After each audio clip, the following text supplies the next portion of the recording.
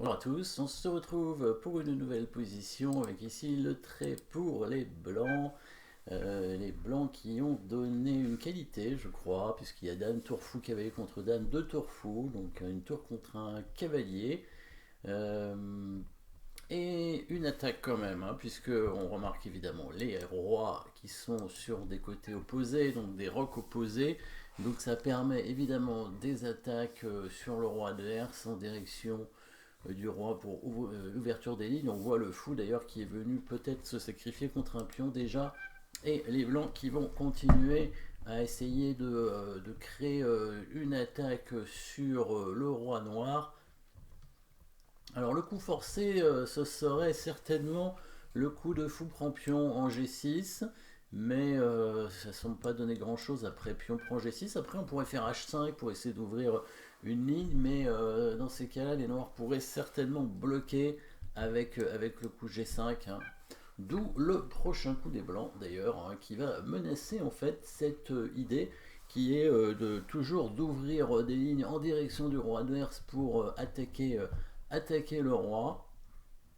Et donc le prochain coup des blancs n'est pas un coup forcé, il n'y a pas de menace concrète immédiate, il n'y a pas de mat, il n'y a pas de gain de dame non plus, mais c'est cette menace fou prend pion G6 suivi du pion qui avance en H5, qui permettra donc l'ouverture des lignes, et donc on veut empêcher la poussée G5, et donc il met sa dame en G5. Voilà, donc là si les noirs font n'importe quoi, les blancs prennent le pion en G6 et ensuite avancent en H5. Par exemple, une variante possible, ce serait la tour qui prend ce pion, hein, pourquoi pas, c'est un pion.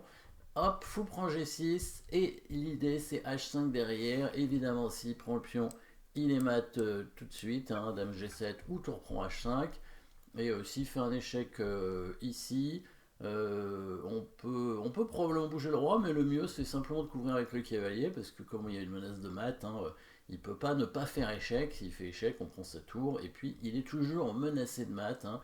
Donc la menace de mat, c'est la prise du pion avec la dame suivie de dame G7, ou la prise du pion avec le pion double échec, et puis après tour H8, dame H6, suivi du mat par exemple, hein.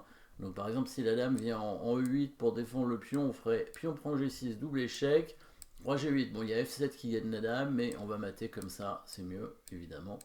Plus direct, hein, avec petite attraction ici. Donc sur dame G5, les noirs ont joué le coup assez naturel, qui est d'attaquer la dame avec la tour, comme ça. Les blancs n'ont pas le temps de faire fou prend G6, puisque leur dame étant attaquée, après s'ils font H1, la dame est perdue, il n'y a plus de mat, les noirs vont gagner. Et là, les blancs ont trouvé, évidemment, ils avaient prévu auparavant, hein, sur ce coup tour 5, ils avaient prévu le prochain coup, qui est assez spectaculaire, on va dire, hein, quand même assez joli. En fait, quand la tour noire va prendre la dame blanche, les blancs reprendront du pion et vont ouvrir la colonne sur le roi, évidemment. Donc, alors on pourrait dire, ah ben on va bouger le fou, comme ça il y aura un échec à la découverte. Le problème, c'est que si on bouge le fou, on n'a plus de menace. Oui, parce que si les noirs prennent pas la dame, on fait quoi après? Eh oui, c'est ça le problème. Alors on pourrait bouger le fou en prenant le pion, mais là ça irait pas, on va vraiment donner trop de matériel, et là du coup il n'y aurait pas de mat. Donc on va pas bouger le fou. Par contre, on va créer la menace de mat avec justement fou prend pion G6 échec. Donc on va attaquer une troisième fois cette case. On va pas l'attaquer avec la tour, puisque si on l'attaque avec la tour, il prend la dame, et là c'est plus très intéressant de prendre avec le pion, parce que la tour sera partie de la colonne. Et oui, on va mettre le cavalier, et le cavalier on ne le met pas n'importe où, on le met en E7 bien sûr, pour contrôler aussi la case en G8, comme ça quand il prend la dame en G5, on reprend la tour avec le pion et on menace mat en bougeant le fou. Comme un mat d'Anastasia, hein, avec la tour et le cavalier qui contrôle les cases. Simplement en bougeant le fou, on menace mat. S'il prend le fou, il est mat directement, évidemment, hein, et hop. Comme ça, il a beaucoup de matériel en plus, une dame de plus, mais il est mat. Qu'est-ce qu'il peut faire? Il peut prendre le cavalier éventuellement pour essayer de donner une case au roi, même deux, puisque maintenant il y a la case G7, sauf que maintenant il y a un pion qui avance la dame. Voilà, et tout simplement, là, s'il développe son fou ici, alors s'il met son fou en D7, on va aller le chercher, hein, on va faire fou G4 et fou prend D7, hein, puisqu'on fait échec en jouant le fou. Et quand le fou est ailleurs, bah, on peut descendre le fou en D1 ou en E2, comme on veut, hein. Et ensuite, on amène le fou de l'autre côté pour menacer la dame. Il ne peut pas l'éviter, hein. Il va devoir donner sa tour sur la future dame. Du coup, il ne peut pas prendre le cavalier. Enfin, il peut surtout pas prendre la dame, en fait. Il va tenter un autre coup de défense. Il joue, alors, sur un coup comme dame et fuite. Donc, on a la menace de tout à l'heure, hein, qui était... Alors, dame et fuite quand même par le mat, puisque maintenant, si on prend avec la dame ici, il va faire roi H8, et là, il n'y a plus d'échecs. Enfin, il y en a, mais ils sont pas bons. Voilà. Donc ici, vous avez trouvé le bon coup ici qui va mater. C'est un joli coup encore, hein. Je pense que c'est mat imparable, hein. Les noirs peuvent retarder, c'est tout, un petit peu le mat, hein. Mais ça va être mat assez rapidement. Menace de mat ici, pratiquement imparable, avec toujours l'ouverture, hein, en direction du roi. Le coup de pion H5, tout simplement, on laisse la dame en prise, hein, ici.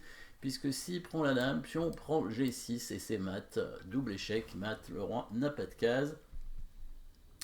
Et bah, quoi qu'il arrive, il y a soit pion prend c'est la menace de mat, hein, pratiquement imparable, hein. Bon, il peut sacrifier sur le cavalier, mais dans ces cas-là, qu'est-ce qui se passe si on sacrifie sur le cavalier? Oui, c'est peut-être le bon coup. On fait pion prend G6, et après on va simplement prendre la tour, hein, voilà. Et on menacera. Là, on menace de gagner la dame, on menace certainement de faire mat aussi en mettant la dame devant la tour. Et s'il met sa dame devant, on peut mettre par exemple la dame en F6, hein, pour menacer mat ici imparable avec la dame et la tour. Donc joli coup, hein, sur dame et fuite. Dans la partie, il va mettre sa dame en G8. Il va mettre sa dame en G8 parce que si le cavalier prend, maintenant il peut prendre la dame avec sa tour. Et après il récupère le cavalier et il n'y a plus de mat. Sauf que la dame en G8 évidemment est en prise, hein, et bon bah là les noirs menacent rien a priori. Donc tout simplement les blancs sont partis avec leur fou, voilà, pour pouvoir après simplement avancer leur pion en fait, comme tout à l'heure, hein. La menace discrète c'est toujours le petit pion qui avance ici pour prendre en G6, double échec et mat, hein. La tour peut pas prendre la dame, sinon c'est mat, évidemment toujours à la découverte, hein, avec pion prend tour. Bah là c'est mat, coup suivant, il fait fou H3 et c'est fini. Là les noirs ils ont trouvé quoi? Roi H8, mais bon là évidemment ça perd tout de suite après dame H6 et dame F8. La dame est prise en G8 et c'est mat. Je crois qu'il n'y a pas de coup de toute façon, hein. Là je vois pas ce qu'il peut faire. Il peut donner son fou, oui, fou G4 par exemple, fou G4, mais bon on va le prendre, hein, je suppose. Là, H5 est peut-être pas suffisant. Ouais, peut-être H5 ça marche. Et pourquoi ça marcherait pas H5 ici? Ça marche pas H5. Sur H5, on peut peut-être prendre avec le pion. Ouais, peut-être qu'il peut prendre avec le pion. Et il dégage un peu la colonne de la dame. Ouais, c'est vrai que c'est peut-être pas suffisant, puisqu'il dégage la dame, donc c'est pas bon. Donc là, on prend tout simplement le fou, c'est mieux. Voilà, finalement ça fait que retarder, hein, le coup de fou en G4. Voilà, prochain coup on va faire G5. Ça n'a servi à rien de mettre le fou ici, à part de le sacrifier pour retarder d'un coup. Et ben, les noirs n'ont pas d'échec. Donc jolie combinaison ici avec ce sacrifice de dame, hein, cette dame qui est pratiquement invulnérable ici. Le cavalier blanc, hein, très fort, très bien placé au centre ici.